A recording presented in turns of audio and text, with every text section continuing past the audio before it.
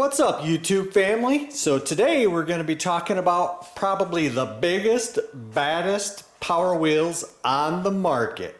So we get asked this all the time. Hey, what's the best power wheels? What do you recommend?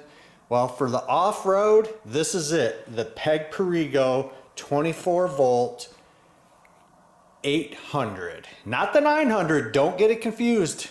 The 900 is actually the smaller 12 volt. This is the biggest boy that they've ever made, and I put it right next to a standard Power Wheels. This is like a oh, wrong way. This is like a Best Choice or Big Toys Green Country Jeep. This is what you're gonna get. It's teeny.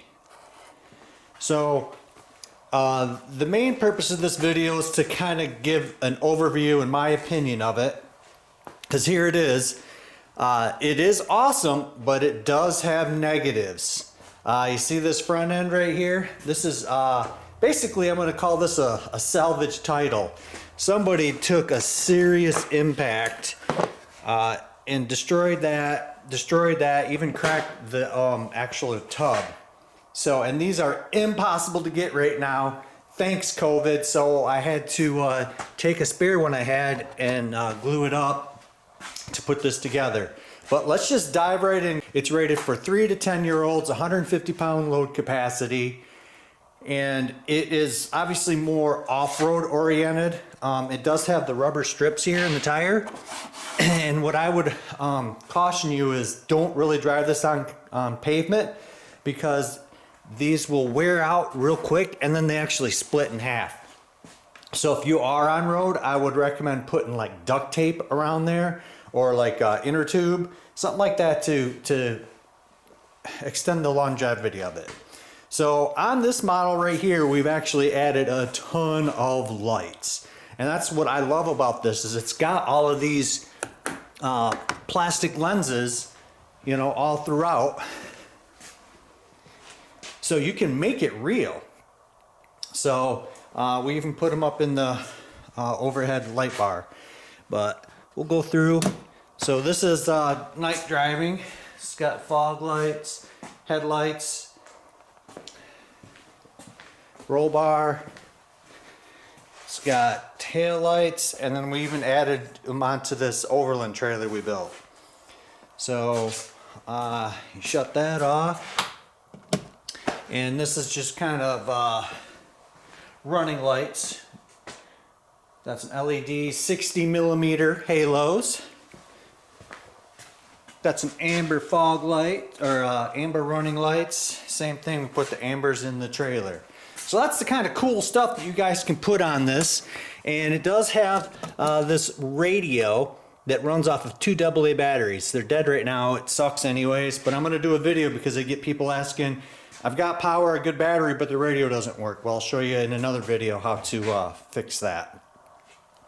As far as the controls, this does have a circuit board. It's actually underneath this driver's seat. So you take this off. Actually, I can do that. So there's the circuit board, controls all the power, and you can see our accessory battery for the lights. And under this passenger side seat is where the 24 volt battery is. You just unplug this and you would plug it into your stock charger that comes with it. So when you get this, the newer models like this, there's different generations. This is the second newest. It's gonna come with this teeny tiny little battery.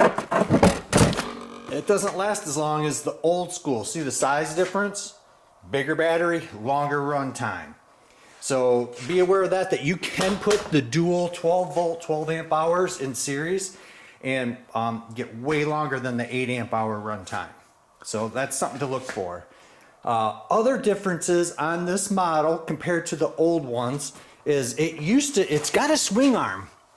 So it's got a pivot point up there, and it used to have suspension. And what do I mean by that? It used to have, these are metal coilovers, and it would give you a little bit of suspension, not much.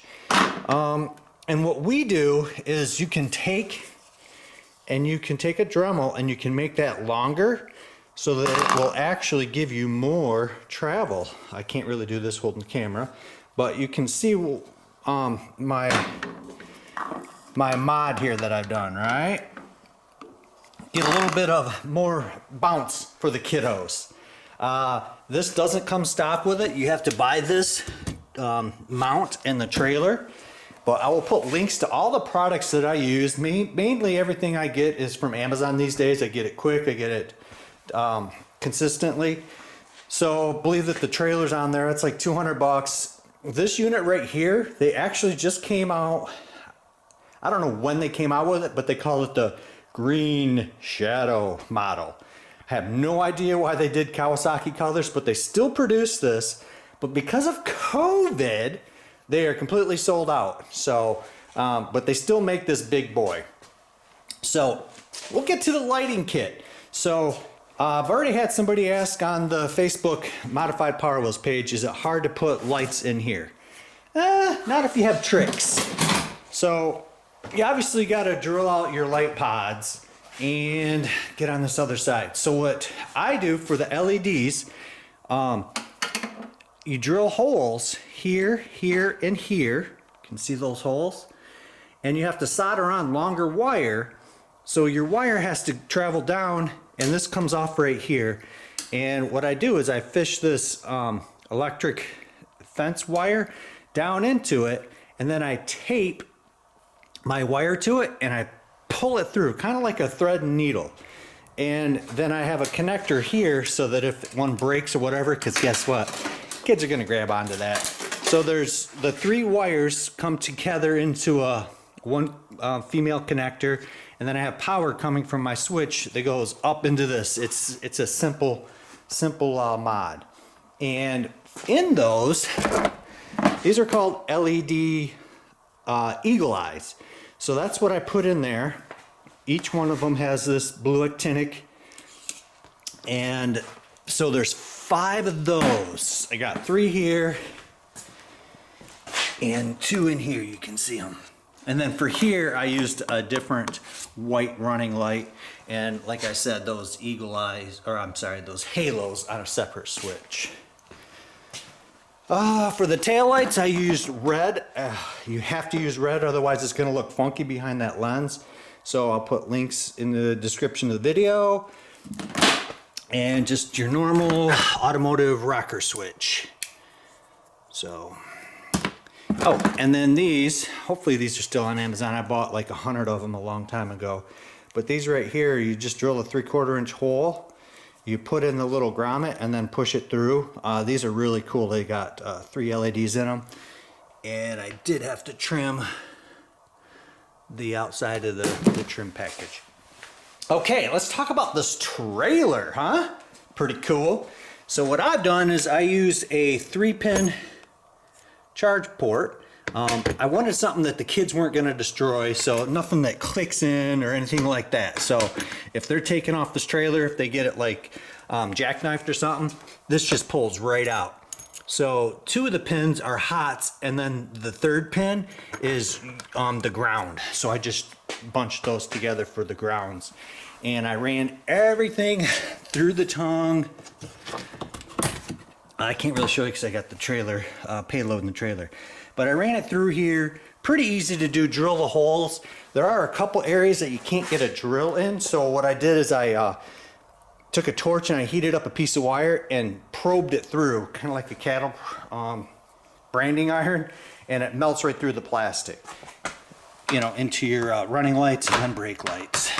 So, yeah, this model is just massive. It's so scale realistic. I absolutely love it.